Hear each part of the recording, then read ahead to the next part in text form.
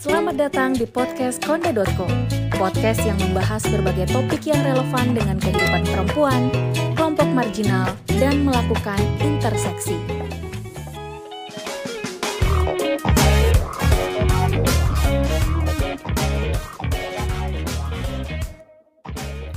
Halo Kondevelas, balik lagi di podcast Konde.co bareng aku, Nurul Nur Azizah, yang kali ini kita bakal ngebahas soal setahun pemerintahan Prabowo Gibran.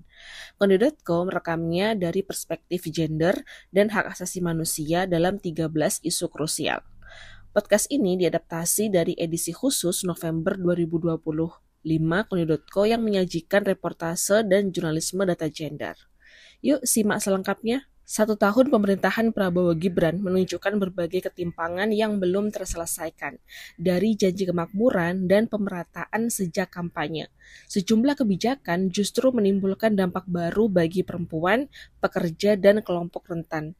Konde.co merangkumnya dalam Kartu Rapor Pemerintahan Prabowo Gibran dari Perspektif Gender yang berisi kompilasi 13 isu krusial dari catatan Gerakan Masyarakat Sipil. Pertama, ketidakadilan gender. Bicara mengenai lensa gender, kesetaraan gender menjadi salah satu komitmen utama dalam Asta Cita Prabowo Gibran. Namun, data dari Forum Ekonomi Dunia masih menempatkan Indonesia di peringkat ke-100 dunia dalam indeks ketimpangan gender.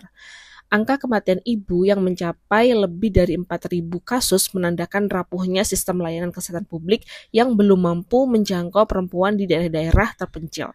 Dalam waktu yang sama, data BPS menunjukkan kemiskinan perempuan mencapai 9,1%, lebih tinggi dibandingkan laki-laki. Angka-angka ini menggambarkan wajah ketimpangan yang menua bersama kebijakan yang tak berpihak. Janji Asta Cita tentang kesetaraan gender kini tampak seperti jargon yang kehilangan makna. Pemerintah justru memangkas anggaran untuk lembaga-lembaga yang berperan penting dalam perlindungan perempuan. Misalnya Komnas Perempuan yang membuat daya tangkap lembaga tersebut terhadap kasus kekerasan terhadap perempuan berkurang hingga 75%. Pemangkasan anggaran LPSK juga mengakibatkan kekhawatiran terhadap kualitas perlindungan saksi dan korban, bahkan potensi penolakan sejumlah permohonan.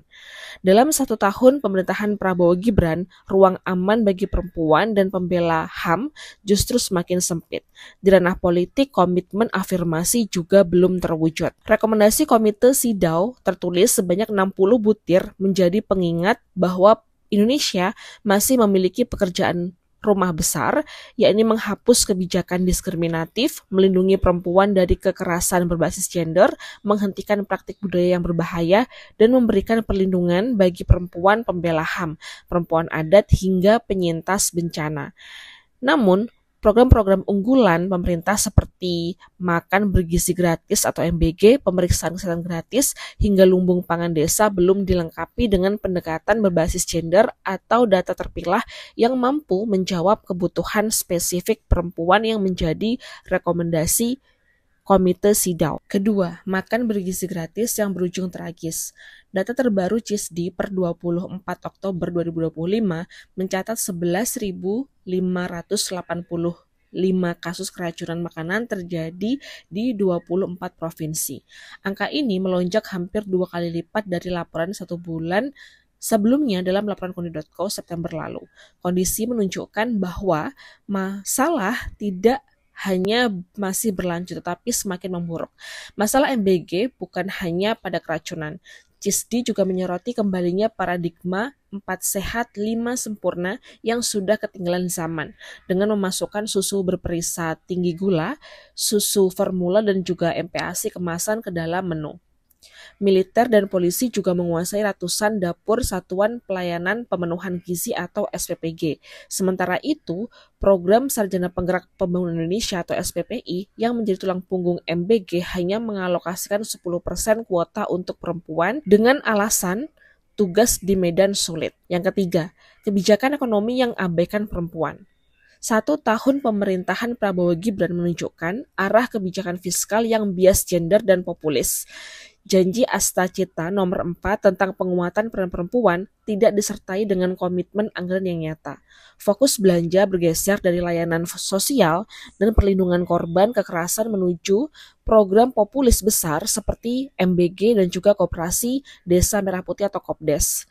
Di sisi lain, ketimpangan ekonomi semakin melebar. Tahun 2025 mencatat 50 triliuner, Indonesia memiliki total kekayaan mencapai 4.857 triliun, lebih dari 2 kali lipat dibanding 5 tahun lalu. Sebanyak 60% kekayaan tersebut bersumber dari industri ekstraktif, kontras dengan meningkatnya angka kemiskinan di tingkat nasional. Kebijakan pembatasan distribusi LPG 3 kg yang dimulai awal 2025 menimbulkan kelangkaan di lapangan. Perempuan, baik sebagai pengelola rumah tangga maupun pelaku UMKM makanan, harus mengantri berjam-jam untuk mendapatkan gas. Kebijakan ini bahkan memakan korban jiwa. Perempuan lansia di Tangerang Selatan meninggal dunia diduga karena kelelahan setelah mengantri panjang untuk mendapatkan tabung gas LPG 3 kg. Di Pati, warga menolak kenaikan PBB yang dinilai tidak sebanding dengan kondisi ekonomi mereka, bahkan mengancam petani dan juga buruh yang beresiko kehilangan tanah karena tunggakan pajak. Di Cirebon, pedagang dan pensiunan melakukan aksi di depan kantor Badan Pendapatan Daerah atau Bapenda menuntut penurunan tarif karena dianggap membebani rakyat kecil. Bagi perempuan, kenaikan PBB ini tidak netral secara gender. Di banyak keluarga miskin, sertifikat tanah atau rumah sering tidak atas nama perempuan, tetapi mereka yang memikul beban membayar pajak dan mengatur pengeluaran rumah tangga. Kenaikan PBB berarti berkurangnya dana untuk kebutuhan dasar seperti pangan, pendidikan anak, atau kesehatan. Di pedesaan, resiko kehilangan tanah akibat tunggakan PBB juga memperburuk kerentanan perempuan kepala keluarga. Keempat, HAM tumbang di era remiliterisasi. 1 tahun setelah Prabowo dan juga Gibran resmi memegang tampuk kekuasaan, lanskap HAM di Indonesia makin suram. 3 lembaga hak asasi manusia, YLBHI, Amnesty International Indonesia, dan juga Kontras mengeluarkan catatan senada. Pemerintahan ini telah membawa Indonesia mundur ke arah otoritarianisme baru. Angka-angka pelanggaran, represi, dan pembungkaman membentuk pola yang sistematis dan terstruktur, menandai erosi paling rendah dan juga parah terhadap hak-hak warga sejak reformasi 1998. Yang kelima, gejala rezim remiliterisasi. Argumen yang sering dipakai pemerintah dan juga TNI sebagai pembenar masuknya TNI ke ranah sipil adalah bahwa TNI bertanggung jawab dalam soal ketahanan pangan, ketahanan energi, dan juga ketahanan sumber daya alam. Sekuritisasi ketiga hal ini menjadi pintu masuk TNI ke ranah-ranah sipil dan juga membuka pintu bisnis bagi anggota-anggota TNI. Keterlibatan TNI dalam soal-soal pertanian dan juga peran TNI dalam program-program prioritas harus dikoreksi karena sudah melenceng jauh dari fungsi pertahanan yang seharusnya diemban TNI. Yang keenam, Papua masih luka sejengkal dari senjata. 1 tahun pemerintahan Prabowo Gibran, catatan HAM dan juga keamanan di tanah Papua menunjukkan kemunduran yang sangat signifikan. Analisis data dari laporan triwulan Human Rights Monitor untuk periode Januari hingga Juni 2025 mengungkap pola yang mengkhawatirkan dan berulang. Pendekatan keamanan yang represif dan juga berorientasi pada militer tidak hanya dipertahankan, tetapi justru dikonsolidasikan dan diintensifkan, berbanding terbalik dengan janji perdamaian dan juga kesetaraan yang diserukan. Pola pelanggaran ini tidak terjadi dalam ruang hampa. Laporan mendokumentasikan operasi militer skala besar di Intan Jaya, Puncak, Duga, dan juga Yakuhimo yang sering disertai dengan pembakaran rumah warga, pengeboman dekat pemukiman sipil, eksekusi di luar hukum, dan juga penyiksaan.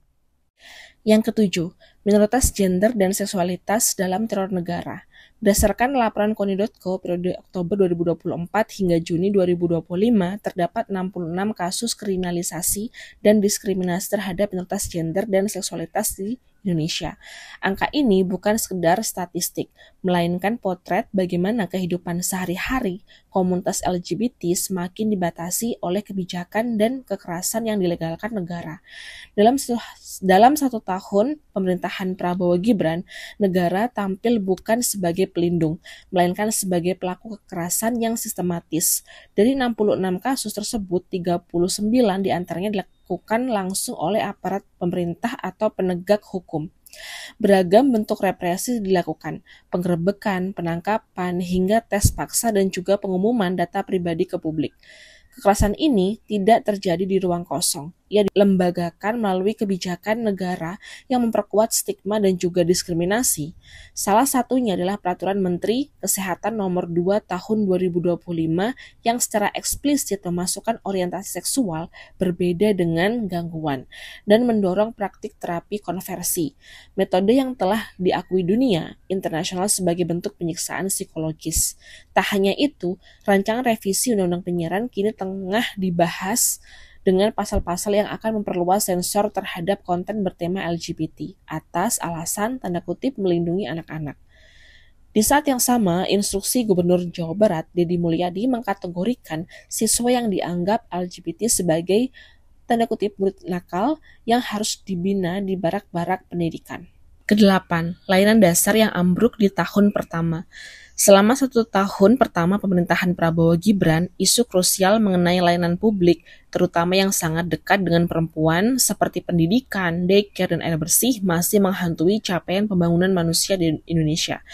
Di balik wacana pembangunan infrastruktur besar, kondisi real di lapangan justru menunjukkan betapa fondasi dasar untuk mencetak generasi unggul dan juga menjamin kesejahteraan warga masih sangat rapuh.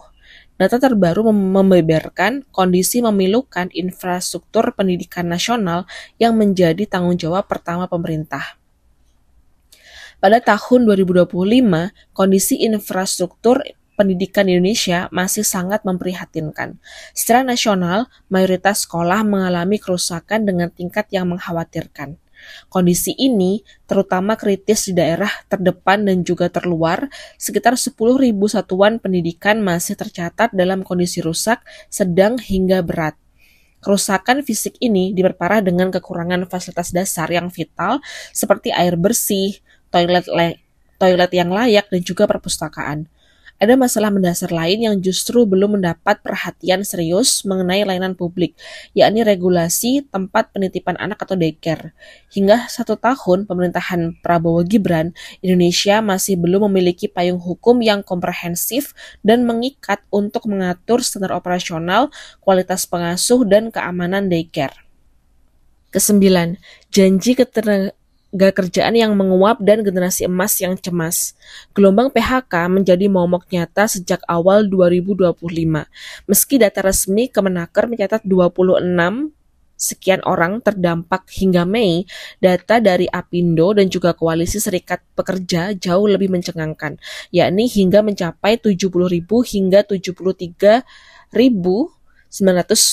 ribuan pekerja kehilangan mata pencarian. Dampaknya terasa lebih dalam bagi pekerja perempuan.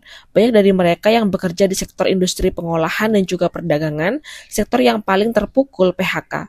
Sebagai penanggung jawab utama ekonomi keluarga, PHK terhadap perempuan berimbas langsung pada pemotongan kebutuhan pokok, terganggunya akses pendidikan anak, dan berkurangnya akses terhadap pelayanan kesehatan. Jaring pengaman seperti Jaminan Kehilangan Pekerjaan atau JKP pun dinilai masih bias terhadap pekerja formal dengan kontrak jangka panjang, meninggalkan banyak pekerja perempuan di sektor informal dan juga rentan tanpa perlindungan. Selain kekerasan seksual, hak-hak dasar perempuan di tempat kerja seperti cuti haid, cuti melahirkan masih sering diabaikan. Diskriminasi upah dan ancaman PHK terhadap perempuan yang berani menuntut haknya masih menjadi praktik yang lazim terjadi. Ke-10, pendidikan kehilangan arah konstitusional. Sejak awal, Prabowo menggadang-gadang program sekolah rakyat untuk memutus mata rantai kemiskinan. Langkah tersebut terlalu menyederhanakan persoalan sosial yang cenderung kompleks. Pasalnya, kalau kita memaknai perspektif ekologi, pendidikan berada di sebuah tatanan masyarakat yang sangat dipengaruhi oleh faktor mikro, meso, dan juga makro. Yang ke-11, proyek strategis nasional yang dianggap mengulang masalah lama. Prabowo tetap berkomitmen menjalankan PSN. Ia melanjutkan warisan PSN yang dibangun Jokowi dan menetapkan sejumlah PSN baru yang berfokus pada ketahanan pangan, kesehatan, hilirisasi, dan juga perumahan. Pemerintah mengevaluasi sekitar 280 PSN dari era Jokowi. Kriteria evaluasi ini meliputi analisis dampak ekonomi, dampak sosial, dan juga relevansi proyek dengan target pembangunan saat ini. PSN di era Prabowo juga tidak lepas dari kritik masyarakat sipil seperti halnya di era Jokowi karena justru membawa dampak negatif bagi masyarakat adat dan lokal yang ada di sekitar proyek PSN.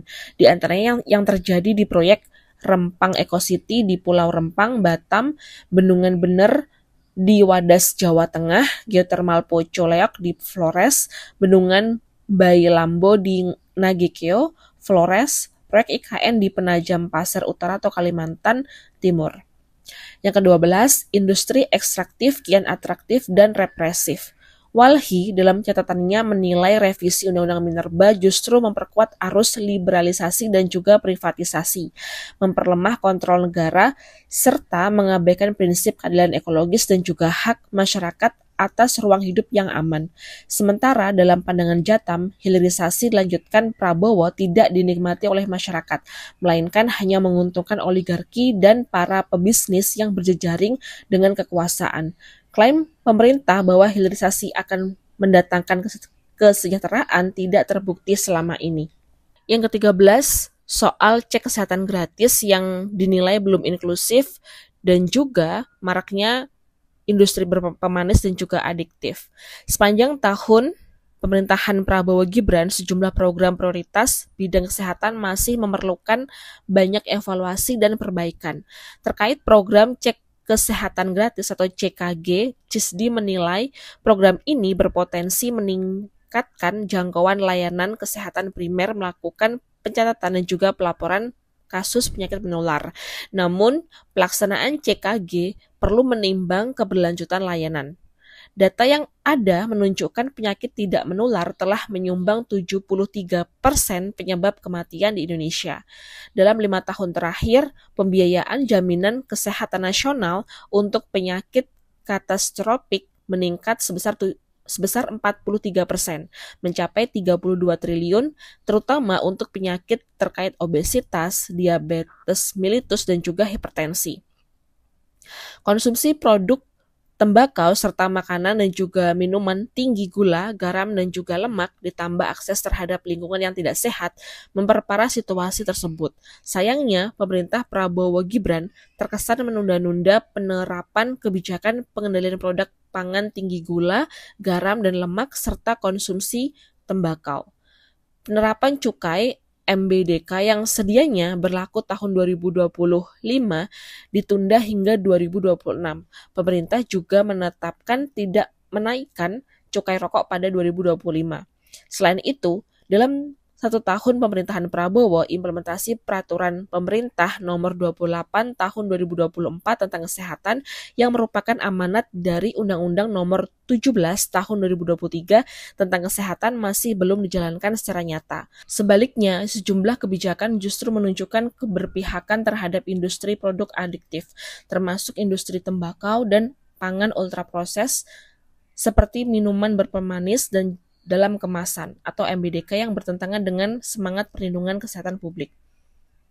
1 tahun pemerintahan Prabowo Gibran dari data dan laporan gerakan-gerakan masyarakat sipil memperlihatkan wajah negara yang semakin menjauh dari nilai keadilan, kesetaraan, dan kemanusiaan. Dengan amplifikasi retorika pembangunan dan program populis, kebijakan yang lahir justru memperdalam ketimpangan, membungkam kritik, dan menyingkirkan perempuan serta kelompok rentan dari ruang pengambilan keputusan. Oke, itu dulu podcast Konidoto kali ini. Sampai jumpa di podcast selanjutnya. Terima kasih sudah mendengarkan, dan mari bergabung dalam perjalanan kami untuk menyediakan platform bersuara bagi mereka. Konde.co adalah media yang memperjuangkan perempuan, kelompok marginal, dan intersection.